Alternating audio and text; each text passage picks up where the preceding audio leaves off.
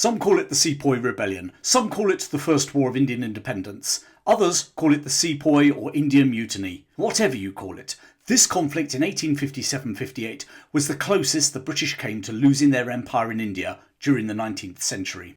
This is the second in my series about that Sepoy Rebellion in India in 1857, and if you haven't already, you might want to watch episode 1 and find out how and why it started, so that this episode sits in context. There's a link to episode 1 appearing on the screen now. When the Indian sepoys rose up against the British at Meerut on the 10th of May 1857, they headed straight for the nearby city of Delhi. The city had huge symbolic value for the Indians. It had been the capital of the Mughal Empire, which had ruled most of India prior to the arrival of the British East India Company, and the last Mughal emperor, Bahadur Shah, still resided in the Red Fort in the city. Admittedly, he no longer had an empire to rule thanks to the British, and indeed the British had given him the less grand title, King of Delhi. Nevertheless, he and Delhi were symbols of a proud past, which the rebel Indian troops wanted to somehow restore and build upon. Arriving at the city, the sepoys found it almost unguarded and were swiftly able to take control. As they roamed the streets looking for British soldiers and civilians, as well as Indian Christians, they were joined by local inhabitants, both Hindu and Muslim, and even courtiers from the Emperor's palace. Now, you may or may not support the argument that this was India's first war of independence. I'm getting a fair bit of flack from Indians who insist it is. But the events at Delhi, as well as elsewhere, were to prove that this was more than just disgruntled sepoys. There were a variety of anti-British sentiments in India, which found their outlet when the sepoys rebelled in 1857. Now, whether because he saw an opportunity to revive his fortunes, or whether he was coerced by the sepoys and his courtiers, we'll never really know. But within a few days, Bahadur Shah had given the revolt his endorsement. How much power and influence he really held was exposed early on, when around 50 British military and civilian prisoners were brought in front of the palace, and despite his protests, were executed.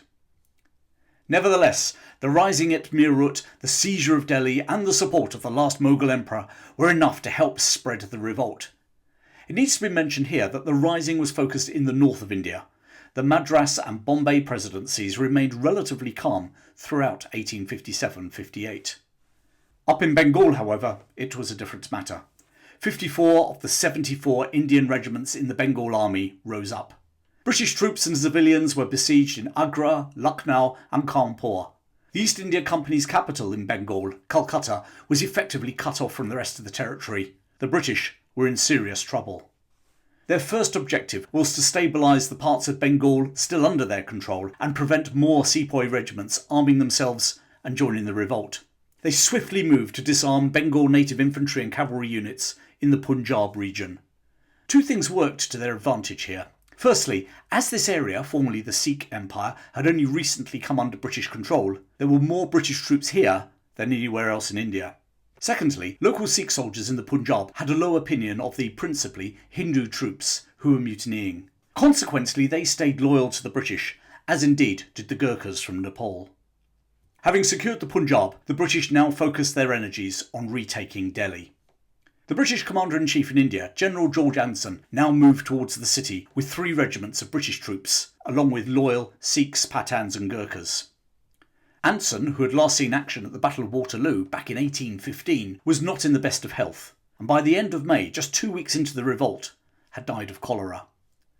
He was succeeded by Major General Henry Barnard, a veteran of both the First Afghan and the more recent Crimean Wars. In early June, Barnard and his small army captured the Delhi Ridge, 2 miles north of the city. This hard rock elevation, rising to about 60 feet in height, stretched from the Yamuna River in the north to within 1,200 yards of the city's Kabul Gate.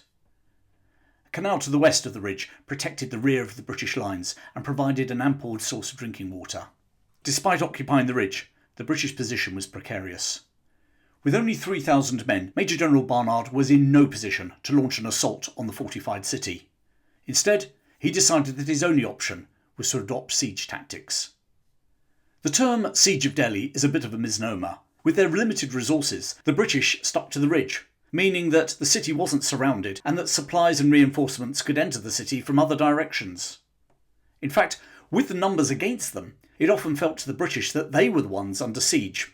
Thanks to their capture of the magazine at the outset of the revolt, the garrison in Delhi were able to conduct an incessant and accurate bombardment of the British positions. At the very southern tip of the British lines, a strong point had been created at Hindu Rao's house. This vulnerable position, just 1,200 yards from the Kabul gate, was the focus of a sustained sepoy attack from 3 directions on the 19th of June. 4 days later, on the 100th anniversary of the Battle of Plassey, which had marked the East India Company's growing control on the south continent, another attack almost broke through. Only the tenacity of the 60th Regiment of Foot, later the King's Royal Rifle Corps, and the Gurkhas held the position. Meanwhile, conditions in the British siege camp were grim to say the least. Not only were they in no position to attack and were facing constant bombardment themselves, they were suffering from the combinations of the weather and disease.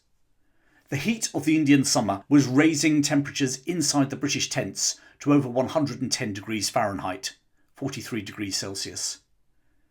The monsoon rains were soaking everything. Troops later recalled having to clean their guns several times a day to prevent them from rusting. And when the sun came out, so did the flies. A junior officer, Frederick Roberts, recalled that the flies were so numerous that it was almost impossible to eat a mouthful of food without a fly getting into your mouth at the same time. Not surprisingly, under these conditions, disease was rife. It was estimated that anything up to a fifth of the British garrison were in no fit state to fight. Having already lost the previous Commander-in-Chief to cholera at the end of May, it was now the turn of his successor, General Barnard, to also succumb to the same disease on the 5th of July. The rising was less than 2 months old, and the British were now on to their third commander. And that commander was Brigadier Archdale Wilson. His main recent claim to fame was, as the man in command at Meerut, to have dismissed intelligence of the intended rising. Just as the British faced this latest setback, the army inside Delhi was reinforced by 4 regiments of Bengal native infantry, plus cavalry and guns, under the command of a veteran soldier, Bakht Khan. Khan, who was now 60 years of age, had spent 40 years serving in the East India Company's army. He was a veteran of the First Afghan War and held the rank of Subadar, the highest officer rank available to Indian soldiers at the time. His men, marching into the city in good order, raised the spirits of the rebels. It also raised the spirits of the old emperor, Bahadur Shah, who immediately placed Khan in charge of the army in Delhi, although his son remained commander-in-chief as a bit of a face-saver. Finally, in mid-August, things started to look up for the British. A 4,000-strong flying column, named the Punjab Moveable Comuln, under the command of Brigadier John Nicholson, arrived at the British camp. The 34-year-old Nicholson was the youngest brigadier general in the Bengal army, and was brave, charismatic and ruthless in equal measures. He had carried out his orders to disarm the 55th Bengal Native Infantry by killing over 100 of the men when they refused to lay down their weapons. On another occasion, he had appeared in the officers' mess and apologised for his late arrival and the lack of any meal by announcing he'd just hanged the cooks, who he believed had added poison to the food. Historian William Dalrymple has described him as the great imperial psychopath. His force now doubled the British garrison on the ridge to nearly 9,500 men. However, 1,500 of that number were laid low by either injuries or infection. Facing them was a force estimated to be anything up to 30,000. Coming some days behind Nicholson was a siege train, consisting of 14 artillery guns, 6 howitzers and 4 mortars. The term train doesn't refer to a locomotive, it's just the term for a column. Principally, these guns were being drawn by donkeys, mules and elephants. This siege train would double the British artillery ranged against the city and make a breach in the walls far more likely. But of course, that lumbering siege train still needed to reach Delhi. What if it never made it?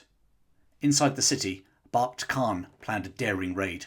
He would intercept it before it ever reached Delhi. Leaving Delhi with a sizable force, he made out as if he was heading for Agra, but then he turned his army northwards to race between the train and the British encampment. His sudden turn north was spotted by the British scouts, and Nicholson was hastily sent out to spoil Khan's plan. Nicholson's force consisted of 1,600 infantry, 450 cavalry and 16 horse-drawn artillery. Marching 20 miles, he came face to face with Khan's army. The sepoys were entrenched with guns covering the obvious river crossing between the two forces. They also outnumbered the British, 3-1.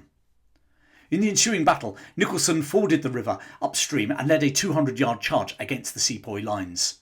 For a reason never fully explained, the veteran Indian commander, Khan, refused to move his men forward to support their comrades being assaulted by Nicholson, and instead rode hard back to Delhi. Behind him he left 800 sepoys lying dead, for the loss of 100 of Nicholson's men. With Khan now back in Delhi and his force scattered, the siege train moved on, arriving at the Delhi Ridge on the 4th of September. Finally, the British could go on the offensive, although not if Brigadier Wilson had anything to do with it. Unlike the gung-ho Nicholson, the new commander-in-chief was a cautious military man, far more of a Montgomery than a Rommel or a Patton. And rather like Montgomery, his troops liked the fact that he wouldn't needlessly waste their lives in suicidal or vainglory battles. Battles like storming the walled city of Delhi, which was defended by a force of at least 3 times, if not more, their size. And don't forget, those sepoys were armed with muskets and cannon, which they had been trained by European officers to use effectively. Any assault would be costly, and it could end in failure. Wilson hesitated. His senior team, principally his chief engineer, Richard Baird Smith, and, not surprisingly, Nicholson, urged him to seize the moment. Over a period of 5 days, Baird Smith moved his batteries into positions facing the walls. As some of those British batteries were just 200 yards from the walls, the operation to position the guns was bloody. The pioneers and sappers suffered over 300 casualties before the batteries had even opened fire on the city. Finally, on the 12th of September, all 4 batteries were unleashed. For over 24 hours, the thick, ancient walls of the old Mughal capital were bombarded, and by the end of the 13th, they had been breached in several places. Finally, it was time for Wilson to order the attack. It was scheduled for dawn on the following day, the 14th of September, 1857. The British plan was to assault the city in 4 columns. 3 would storm through breaches made in the walls, whilst a 4th would advance through a suburb outside the Kabul gate and wait for it to be opened from the inside. Through the dark night, the British columns moved into position and waited. As dawn broke on the 14th, the British peered at the breached city walls and found that they'd been repaired with sandbags during the night. Once more, the artillery were called upon to clear the breaches, and finally, later than planned, the British attacked. The first column, commanded by Nicholson himself, advanced on the breach at the Kashmir Bastion. Nicholson was accompanied by the 75th Regiment of Foot, the Golden Highlanders, the 2nd Punjab Infantry, who'd stayed loyal to the British, and the 1st Bengal Fusiliers. Now, despite its name, this last regiment was an East India Company unit comprising of Europeans, not Indians. It had been formed in the very early days by the company and had been in operation for nearly 200 years.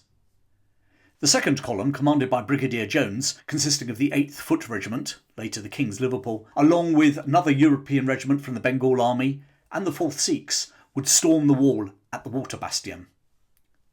The third column, under Colonel Campbell, not to be confused with General Colin Campbell, comprised of the 52nd Foot, later the Oxfordshire Light Infantry, along with the 1st Punjab Infantry and the Gurkhas, and they would rush the Kashmir Gate once it had been blown by sappers. Once in the city, Nicholson and Jones would combine and head towards the Kabul Gate, opening it for the waiting 4th column. Meanwhile, a 5th column of 1,000 men, including the 61st Foot, South Gloucestershire's, would act as a reserve, moving up behind Nicholson. Entering the city through the breaches, the British found the sepoys, as well as Muslim irregulars and even some local residents, waiting for them. The sepoys positioned on the rooftops fired on the advancing British below, whilst artillery blasted the attackers with grape shot. The British were to lose over 3,000 men killed and wounded in the assault on Delhi. Nicholson, bold as usual, led from the front. Advancing down a small street, he raised his sword above his head to urge his men forward, and at that very moment a sepoy managed to shoot him from above into his exposed armpit. It was a mortal wound. Meanwhile, outside the Kabul gate, the British assault was going horribly wrong. Advancing through the suburb towards the gate, Major Reid and the 4th column ran straight into advancing sepoys who were launching their own counterattack from the city. The 4th column fell back on Hindu Rao's house, and the sepoy attack was only blunted by the use of artillery from that strong point. By now, Wilson had entered the city and set up his headquarters at the Church of St. James, just inside the Kashmir Bastion. News was trickling into him of the slow progress and the serious losses, especially amongst his officers. And then that young officer who I mentioned earlier, Frederick Roberts, arrived with news that Nicholson had been seriously wounded. In fact, Roberts was moving through the city when he came across Nicholson in an abandoned dolly, a bit like a sedan chair, as the men carrying it were looting a nearby property. With the assault bogged down and losses mounting, Wilson now contemplated ordering a withdrawal. Once more, the senior engineer officer, Baird Smith, convinced him to press home the attack. When the stricken Nicholson had been told of Wilson's wavering, he'd threatened to stagger to the Church of St. James and shoot the commanding officer. The storming of the city took a week. It was accompanied by looting and a breakdown in discipline as British troops raided liquor stores. In an alcohol-fuelled orgy of violence, residents suspected of being rebels, which basically meant any man they found, were butchered. Several hundred suspected rebels were hanged without trial. On the 18th of September, 4 days into the battle, Bahadur Shah abandoned his palace at the Red Fort and fled the city.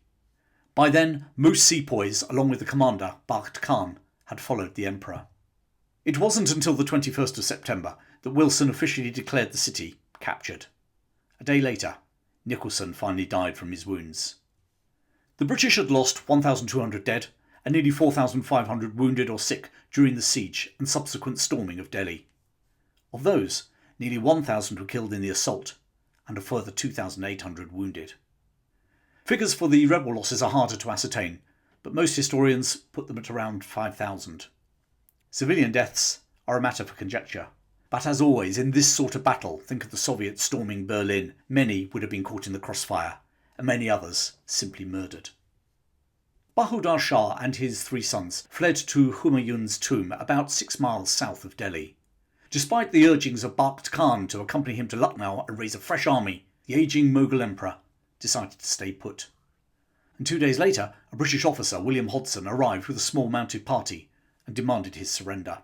Having received a promise of clemency, the old man accompanied Hodson back to Delhi. A day later, Hodson returned to arrest his 3 sons. As he rode back into Delhi with them, a crowd of Muslims started to gather around the little convoy. Hodson, claiming that he feared the mob were going to try and release the princes, unceremoniously executed all 3 of them with his pistol. His actions were criticised at the time as well as since. Lieutenant Frederick Roberts pointed out that Hodson's excuse that the mob were about to attack was incongruent, seeing as Hodson had found time to actually order the men to strip before he shot them.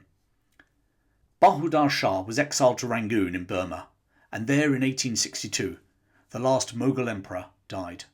Rather than sweeping away the British Empire, the revolt had inadvertently swept away the last emperor of the Mughal Empire instead.